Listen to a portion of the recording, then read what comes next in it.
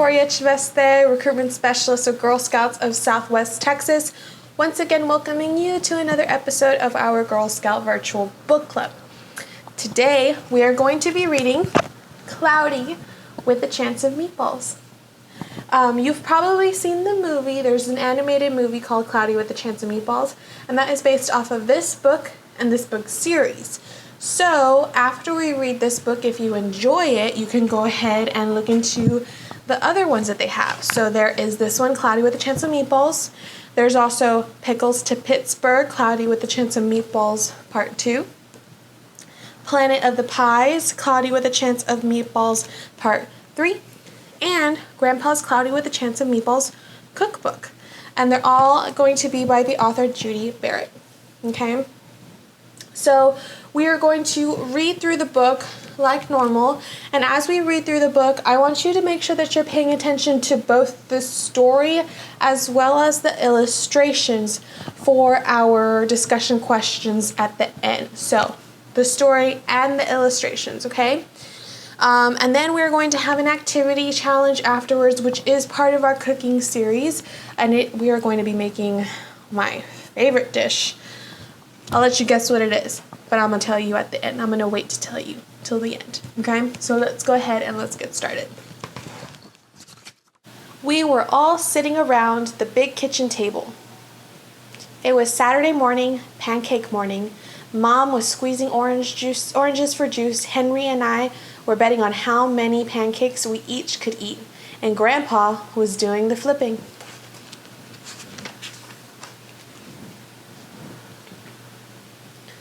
Seconds later, something flew through the air, headed toward the kitchen ceiling, and landed right on Henry. And after we realized that the flying object was only a pancake, we all laughed, even Grandpa. Breakfast continued quite uneventfully. All the other pancakes landed in the pan, and all of them were eaten, even the one that landed on Henry.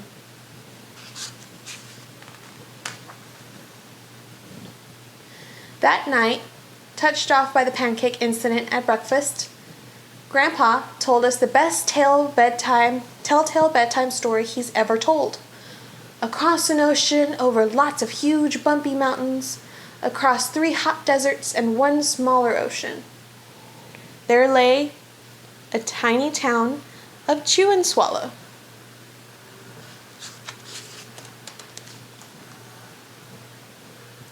In most ways, it was very much like any other tiny town.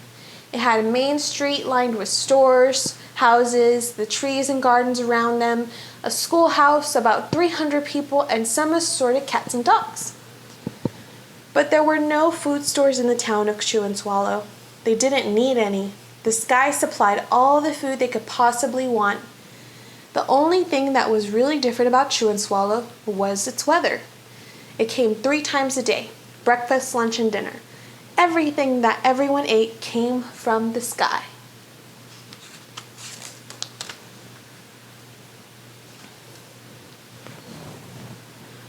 Whatever the weather served, that was what they ate.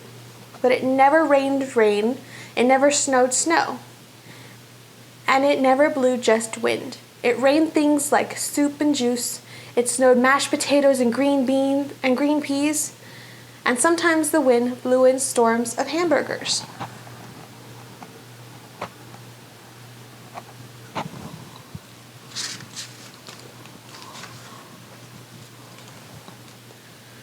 The people could watch the weather report on television in the morning, and they would even hear the prediction for the next day's food. When the townspeople went outside, they carried their plates, cups, glasses, forks, spoons, knives, and napkins with them. That way, they would always be prepared for any kind of weather. If there were leftovers, usually were, the people took them home and put them in their refrigerators in case they got hungry between meals.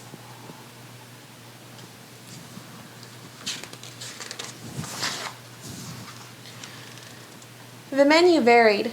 By the time they woke up in the morning, breakfast was coming down. After a brief shower of orange juice, low clouds of sunny side-up eggs moved in, followed by pieces of toast. Butter and jelly sprinkled down for the toast, and most of the time it rained milk afterwards. For lunch one day, Frankenfurters, already in their rolls, blew in from the northwest at about 5 miles an hour. There were mustard clouds nearby. Then the wind shifted to the east and brought in baked beans. A drizzle of soda finished off the meal.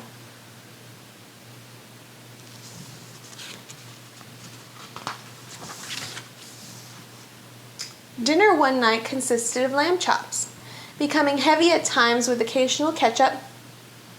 Periods of peas and baked potatoes were followed by gradual clearing, with a wonderful jello setting in the west. The sanitation department of Chewandswallow had a rather unusual job for a sanitation department. It had to remove the food that fell on the houses and sidewalks and lawns.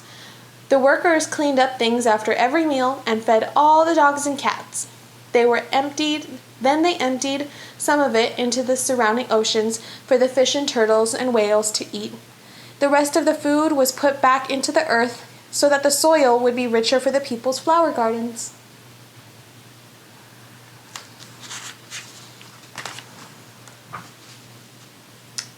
Life for the townspeople was delicious until the weather took a turn for the worse. One day, there was nothing but gorgonzola cheese all day long. The next day, there was only broccoli, all overcooked. And the next day, there were Brussels sprouts and peanut butter with mayonnaise. Another day, there was pea soup fog. No one could see where they were going, and they could barely find the rest of the meal that got stuck in the fog.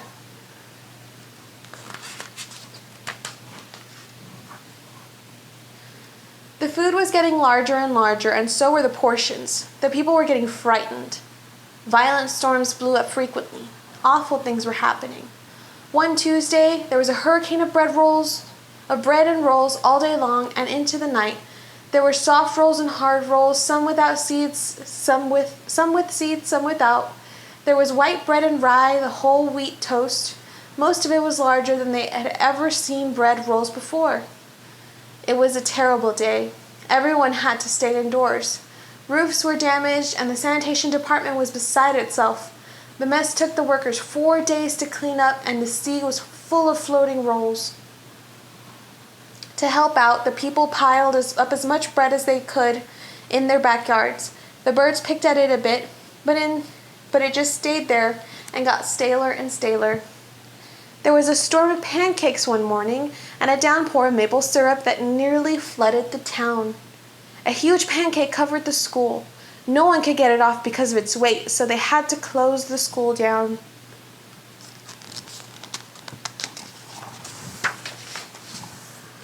Lunch one day brought 15-inch drifts of cream cheese and jelly sandwiches.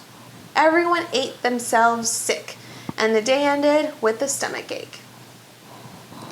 There was an awful salt and pepper wind accompanied by an even worse tomato tornado. People were sneezing themselves silly and running to avoid the tomatoes. The town was a mess. There were seeds and pulp everywhere.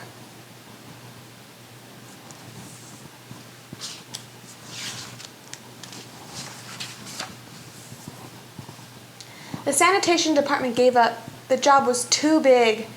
Everyone feared for their lives. They couldn't go outside most of the time. Many houses had been badly damaged by giant meatball stores, were boarded up, and there was no more school for the children. So a decision was made to abandon the town of Chewandswallow. It was a matter of survival.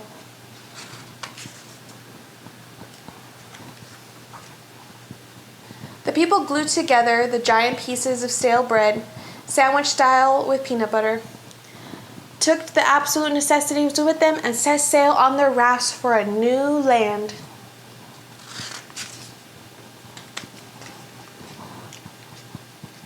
After being afloat for a week, they finally reached a small coastal town, which welcomed them. The bread had held up surprisingly well enough for them to build temporary houses for themselves out of it. The children began school again, and the adults all tried to find places for themselves in the new land. The biggest change they had to make was getting used to buying food at the supermarket. They found that odd. The food was kept on shelves, packaged in boxes, cans, and bottles. Meat that had to be cooked was kept in large refrigerators. Nothing came down from the sky except rain and snow. The clouds above their heads were not made of fried eggs. No one ever got hit by a hamburger again. And nobody dared to go back to Chewandswallow to find out what had happened to it. They were too afraid. Henry and I were awake until the very end of Grandpa's story. I remember his goodnight kiss.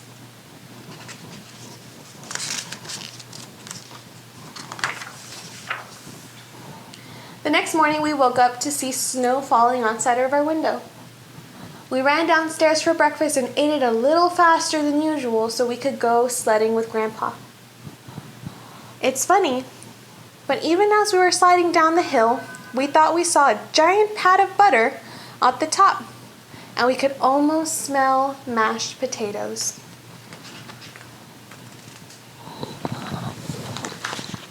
The end. So that, everyone, was Cloudy with the Chance of Meatballs. Remember, if you like this story, there are 2 other books as well as a cooking book if you're interested. Okay, so our discussion questions.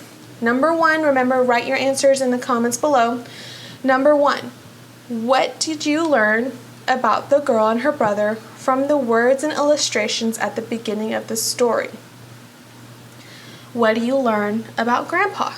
So based on the beginning of the story, as well as the illustrations at the beginning, the pictures, what did you learn about the girl and her brother? And what did you learn about Grandpa? Okay, so that's question number 1. Question number 2, what parts of the story do you think are funny? What do you enjoy most about the book? Is it the story or the illustrations, and why? Again, what parts of the story do you think are funny? And what part of the story do you enjoy the most? The story itself or the illustrations, and why? Question number 3. If the people of Chewandswallow ended up in your town, what would you do to welcome them? So we know that the people of Chewandswallow had to leave Chewandswallow and go to a new town and kind of start over because of all the crazy weather that was happening. So if the people in Chewandswallow ended up in your town, wherever you live, what would you do to help them? And what do you think your town would do to help them?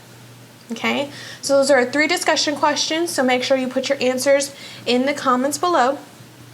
And now for our Girl Scout Book Club Activity Challenge. So again, our activity challenge is going to be a cooking challenge again today, and we are going to be making our own homemade meatballs to make spaghetti and meatballs. So I am really excited because spaghetti and meatballs is probably my favorite dish ever since I was a very, very little girl. So I'm really excited to make these. It's a very easy recipe. We are going to post the ingredients as well as the recipe steps and instructions for you guys so that you guys can go ahead and use them. But you're going to need pasta sauce and spaghetti. You're also going to need ground beef. You can use ground turkey if you want to, or ground chicken. You can need eggs, garlic, lemon zest, thyme, paprika, salt, pepper, and olive oil.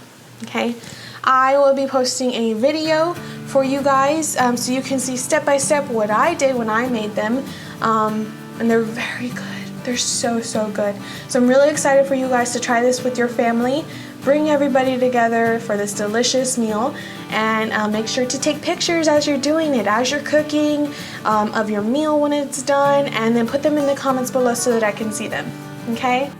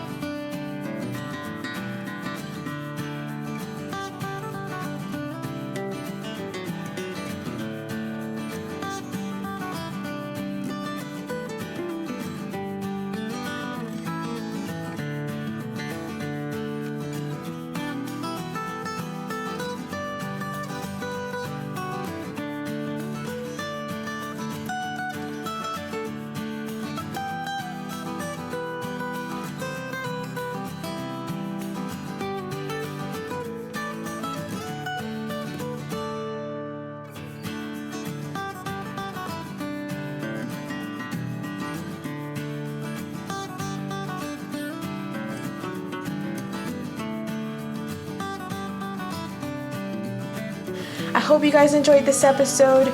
I know I did. So I'll look forward to seeing you guys next week. Bye.